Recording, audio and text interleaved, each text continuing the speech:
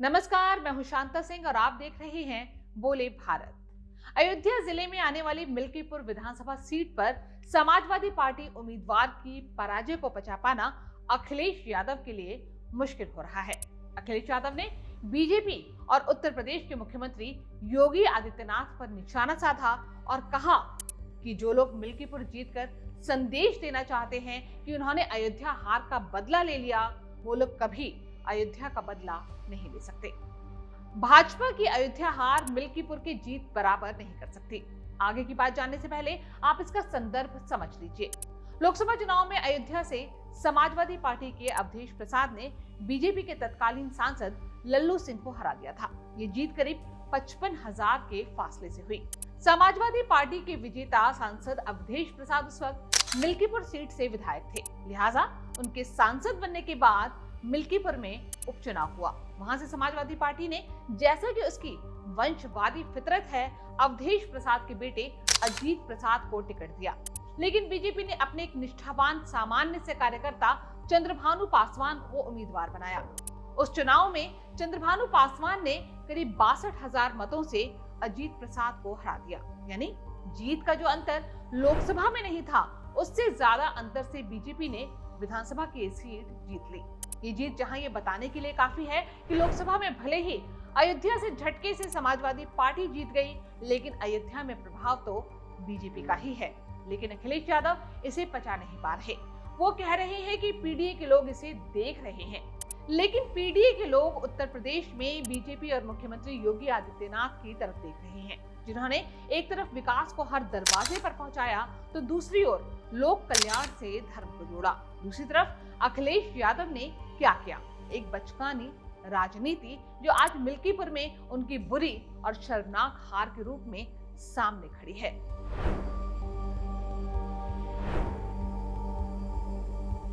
उत्तर प्रदेश में अगर पिछले लोकसभा चुनाव में समाजवादी पार्टी ने 36 सीटें जीत ली थी, तो उसमें कांग्रेस की बहुत बड़ी भूमिका थी।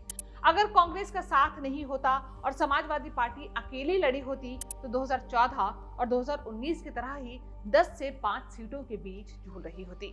या हो सकता था कि सिर्फ परिवार के ही सदस्य समाजवाद के नाम पर लोकसभा की शोभा बढ़ा रहे होते। लेकिन कांग्रेस का साथ, कांग्रेस का सहयोग, कांग्रेस के प्रति दलितों के मन में उपजी कुछ सहानुभूति अखिलेश यादव के लिए 36 सीटें जीतने का शानदार फॉर्मूला बन गई। ये बात सही है कि सहयोग और गठबंधन का फायदा कांग्रेस को भी मिला। 2014 में सिर्फ 2 सीटें और 2019 में एक ही सीट जीतने वाली कांग्रेस ने 2024 में उत्तर प्रदेश में 6 सीटें जीत ली। जिस कांग्रेस के लिए विधानसभा में 1 या 2 विधायक तक अपने दम पर जिताना मुश्किल हो रहा था, उस कांग्रेस को 6 सीटें मिल गई। यानी उत्तर प्रदेश में कांग्रेस और समाजवादी पार्टी दोनों के अस्तित्व और भविष्य के लिए गठबंधन कारगर था। लेकिन अखिलेश ने इस गठबंधन को अपनी बचकानी हरकत से खतरे में डाल दिया है। कैसे? अब इसे समझिए। दिल्ली में भी विधानसभा के चुनाव हुए। दिल्ली में उसी 5 फरवरी को चुनाव हुए, जिस दिन मिल्कीपुर में भी विधानसभा का उपचुनाव हुआ। अखिलेश यादव इंडिया ब्लॉक में है। इंडिया ब्लॉक में कांग्रेस भी है। इंडिया ब्लॉक में आम आदमी पार्टी भी है। दिल्ली में लोकसभा चुनाव में कांग्रेस और आम आदमी पार्टी ने मिलकर चुनाव लड़ा था, कोई कामयाबी नहीं मिली। मिलकर हरियाणा में भी लड़ा था, वहां आपको तो कोई लाभ नहीं हुआ था, लेकिन कांग्रेस जरूर 10 में से 5 सीटें जीतने में कामयाब हो गई। पंजाब में दोनों अलग अलग लड़े थे, लेकिन लोकसभा चुनाव के बाद ही केजरीवाल ने कांग्रेस से दिल्ली में गठबंधन खत्म करने का ऐलान कर दिया। हरियाणा में कांग्रेस के साथ उनका गठबंधन नहीं हो पाया। केजरीवाल ने अपने उम्मीदवार उतार दिए। खुद तो एक भी सीट नहीं जीत पाए, लेकिन कांग्रेस की उम्मीदों की लुटिया डुबो दी। अब दिल्ली में 2 महीने बाद चुनाव की बारी आई तो कांग्रेस ने भी अपने उम्मीदवार उतार दिए। हर सीट पर लड़ी और केजरीवाल के खिलाफ जमकर लड़ी। नतीजा ये हुआ कि कांग्रेस खुद तो एक भी सीट नहीं जीत पाई, लेकिन आम आदमी पार्टी की चौथी बार सरकार बनाने की तमन्ना को बीच यमुना में डुबो दिया। केजरीवाल शायद नई दिल्ली सीट से चुनाव जीत गए होते, मनीष सिसोदिया भी जंगपुरा सीट से जीत गए होते अगर कांग्रेस इनके साथ होती। लेकिन कांग्रेस ने अपनी राजनीति की, उसकी ही सियासी जमीन पर आम आदमी पार्टी खड़ी हुई थी। कांग्रेस को याद आया कि वो केजरीवाल के साथ मिल गई तो दिल्ली में तो हमेशा के लिए मिट्टी में मिल जाएगी, इसलिए वो खड़ी हुई, लड़ी। एक भी सीट भले नहीं जीती, लेकिन वोट बढ़ा लिए और केजरीवाल का किला ढहा दिया। लेकिन समाजवादी पार्टी ने क्या किया, अखिलेश यादव ने क्या किया? दिल्ली के चुनाव में वो केजरीवाल के लिए प्रचार करने आ गए। अगर प्रचार करना ही था तो कांग्रेस का करना था। केजरीवाल से अखिलेश यादव का कहीं कोई गठबंधन नहीं था, ना ही है। उत्तर प्रदेश में अखिलेश का गठबंधन कांग्रेस के साथ था। पता नहीं अब वो गठबंधन है कि नहीं है, क्योंकि दिल्ली में केजरीवाल के लिए प्रचार करके अखिलेश यादव ने कांग्रेस का दिल तो दुखाया ही है। फिर ऐसा भी नहीं है कि अखिलेश यादव के लिए केजरीवाल ने 2-4 सीटें दिल्ली में लड़ने के लिए दे दी हों, लेकिन बेगानी शादी में अब्दुल्ला दीवाना अखिलेश यादव छाप राजनीति को ही कहते हैं। जिस वक्त उन्हें मिल्कीपुर पर ध्यान देना चाहिए था, उस समय वो दिल्ली में रोड शो और चुनावी सभा कर रहे थे। खास बात यह है कि यूपी में कांग्रेस के साथ ही अखिलेश की चुनावी नैया जैसी तैसी पार हो सकती थी, लेकिन अखिलेश के सामने ही केजरीवाल कांग्रेस के बारे में भला बुरा कहते रहे, ये बताते रहे कि कांग्रेस और बीजेपी दोनों एक हैं, और अखिलेश चुपचाप सुनते रहे। अगर बीजेपी और कांग्रेस एक ही हैं, तो फिर कैसे कांग्रेस से अखिलेश ने यूपी में गठबंधन किया था, और कैसे वो आगे गठबंधन कर सकते हैं? फिर कांग्रेस अपनी राजनीति क्यों नहीं करेगी? अगर वो दिल्ली में केजरीवाल की पिछलग्गू बनती, तो फिर पंजाब में क्या करती? कांग्रेस अच्छे से जानती है कि दिल्ली में केजरीवाल का तंबू उखड़ेगा तो पंजाब में भी आम आदमी पार्टी की चूलें ढीली पड़ेगी। उसका अनुमान और दांव सही साबित हुआ। लेकिन अखिलेश यादव का क्या? उन्होंने तो कांग्रेस की नाराजगी मोल ले ली है। उत्तर प्रदेश में कांग्रेस के पास खोने के लिए कुछ नहीं है, लेकिन कांग्रेस जिस तरह से केजरीवाल से लड़ बैठी, वैसे ही अगर यूपी में अखिलेश से लड़ जाएगी तो अखिलेश के पास अगली बार भी पाने के लिए कुछ नहीं रहेगा। फिर अखिलेश यादव भी लगता है कि केजरीवाल जैसे ही राजनीति कर रहे हैं। केजरीवाल में दिल्ली के मुसलमानों ने, दबे कुचले लोगों ने अपनी उम्मीद देखी थी। केजरीवाल ने सामाजिक न्याय की लड़ाई तो नहीं लड़ी, वो हिंदू दिखने में ही व्यस्त रहे। दूसरी तरफ बीजेपी ने मंडल और कमंडल दोनों का खूबसूरत संगम बनाया, जिससे विजय का महाकुंभ निकला। केजरीवाल ने मुसलमानों को टेकन फॉर ग्रांटेड लिया। वो इस राजनीति पर काम करते रहे कि हिंदू वोटों को साधो। मुसलमान तो बीजेपी विरोध के नाम पर झक मारकर साथ आएंगे। मुसलमानों ने वोट दिया, लेकिन बहुत सारे मुसलमान कांग्रेस के साथ चले गए, कुछ ओवैसी के साथ चले गए और कुछ तो बीजेपी के साथ भी गए। लेकिन अब केजरीवाल का सियाजा जिस तरह दिल्ली में बिखरा है, उसके बाद मुस्लिम वोट और भी ज्यादा केजरीवाल से छिटक सकता है। बस शर्त यह है कि कांग्रेस मुर्दा राजनीति से बाहर निकले। कांग्रेस चुनाव के बाद बिल्कुल पस्त पड़ जाती है, सब कुछ भूल जाती है, फिर चुनाव के समय ही सामने आती है।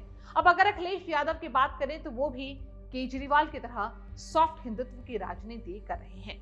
महाकुंभ में वीआईपी कल्चर पर योगी सरकार को घेरेंगे और खुलकर वीआईपी की तरह जाकर स्नान करेंगे। पार्टी का नाम समाजवादी है, लेकिन खुलकर कांग्रेस की चाटुकारिता करने वाले और खुद को शंकराचार्य कहने वाले अविमुक्तेश्वरानंद के कदमों में लोटे भी रहेंगे। उनको लगता है कि इससे हिंदू वोट उन्हें मिल जाएंगे। और रही बात मुसलमानों की, तो वो तो बीजेपी के विरोध के नाम पर झक मारकर साइकिल पर बटन दबाएंगे ही। आखिर जाएंगे कहां? मुसलमानों को एक स्वतंत्र अस्तित्व समझने की जगह वोट बैंक समझने की जो गलती दिल्ली में केजरीवाल ने की, वही गलती उत्तर प्रदेश में अखिलेश यादव कर रहे हैं। पिछले कुछ समय से मुसलमानों के मन में कांग्रेस के प्रति बेहतर और उदार भाव पैदा होने लगा है। अगर मुसलमानों के मन में कांग्रेस बैठ गई तो अखिलेश का क्या होगा? केजरीवाल तो 10 साल सत्ता भोग कर सत्ता से बेदखल हुए हैं। अखिलेश तो 10 सालों से सत्ता से बेदखल हैं। फिर वो कहां पहुंचेंगे, इसके बारे में वो सोचते नहीं हैं। अगर सोचते होते तो मिल्कीपुर के हार पर आत्ममंथन करते और ये सोचते कि कहां गलती हुई जो हार गए। सबसे पहले तो अपनी पार्टी पर कुंडली मारकर बैठे परिवारवाद पर अंकुश लगाते। समाजवादी पार्टी में मिल्कीपुर के विधायक अवधेश प्रसाद जब सांसद हो गए तो मिल्कीपुर से विधायक के लिए उनका बेटा ही लड़ेगा। समाजवादी पार्टी का दूसरा कोई कार्यकर्ता या नेता, चाहे वो कितनी भी मेहनत कर ले, अगर वो किसी राजनीतिक वंश की बेल नहीं है तो वो फल फूल नहीं सकता। लेकिन बीजेपी में ऐसा नहीं है। 38 साल के चंद्रभानु पासवान किसी एमपी एमएलए के बेटे नहीं है, लेकिन बीजेपी के निष्ठावान कार्यकर्ता हैं। 1991 से अब तक इस सीट पर बीजेपी सिर्फ 2 बार ही जीत पाई थी। लेकिन लोगों को लगने लगा था कि यहाँ आम आदमी की पूछ है, ना कि समाजवाद के नाम पर परिवारवाद का बोलबाला है। फिर अखिलेश यादव की राजनीति का मूल आधार यादव वोट है। लेकिन क्या समाजवादी पार्टी का कोई यादव ये सोच सकता है कि उसे उत्तर प्रदेश का मुख्यमंत्री बनने का मौका मिल सकता है? लेकिन बीजेपी में एक साधारण कार्यकर्ता भी ऐसा सोच सकता है और ये सोच सफल भी हुई है। मध्य प्रदेश में 2023 के चुनाव में किसने सोचा था कि मोहन यादव मुख्यमंत्री बनेंगे, लेकिन बन गए। ऐसा इसलिए भी हुआ क्योंकि बीजेपी ने जमीनी स्तर पर छोटे छोटे प्रयासों से बड़ी कामयाबी की योजना बनाई। उसका फायदा उसे मिल्कीपुर में हुआ। दूसरी ओर अखिलेश यादव बंद कमरे में कागज पर ही हवाई किला बनाते रहे। अखिलेश यादव को लगता था कि यादव वोट तो उनके नाम पर ही समाजवादी पार्टी के उम्मीदवार को मिल जाएंगे, लेकिन मिल्कीपुर में यादवों का एक बड़ा हिस्सा आरएसएस के जाति जोड़ो प्रयासों की वजह से बीजेपी की ओर चला गया। उसी तरह ब्राह्मण वोटों को हासिल करने के लिए अखिलेश यादव ने अपने विधायक पवन पांडे को लगा दिया था, लेकिन ब्राह्मणों ने पवन पांडे पर नहीं बल्कि पवन पुत्र हनुमान और उस हनुमान के सर्वस्व भगवान राम में आस्था रखने वाले प्रधानमंत्री नरेंद्र मोदी और मुख्यमंत्री योगी आदित्यनाथ पर भरोसा किया। अब अखिलेश यादव छाती पीट रहे हैं कि बीजेपी ने पीडीए का वोट चुरा लिया, जबकि वो ये देखने की कोशिश ही नहीं कर रहे कि उनके पीडीए में पिछड़ा और दलित ने अपना रास्ता बीजेपी की तरफ मोड़ दिया है। मिल्कीपुर में दलित वोटर्स सबसे ज्यादा हैं। उनमें भी दो प्रमुख समुदाय हैं, पासी और कोरी। खास बात ये रही कि उन दोनों समुदायों की पहली पसंद बीजेपी रही। इससे पता चलता है कि बीजेपी का सामाजिक न्याय का फलसफा आज कितना तगड़ा है। इसलिए अखिलेश यादव को खिसियानी बिल्ली की तरह खंभा नोचने की जगह अपने गिरबान में झांकना चाहिए कि चूक हुई कहाँ, गलती हुई कहाँ। और हाँ, राष्ट्रीय राजनीति में बहुत ज्यादा टांग अड़ाने से ज्यादा बेहतर होता कि वो यूपी की राजनीति पर फोकस करते। पता नहीं कांग्रेस के साथ उनके रिश्तों की अगली किस्त यूपी के चुनाव में किस रूप में सामने आएगी। बोले भारत की इस वीडियो में फिलहाल इतना ही। अगर ये वीडियो आपको पसंद आया हो तो इसे लाइक और शेयर करना ना भूलें। हो सके तो हमारे चैनल को सब्सक्राइब भी कर लें। जल्द मुलाकात होगी एक नए वीडियो के साथ। तब तक के लिए नमस्कार।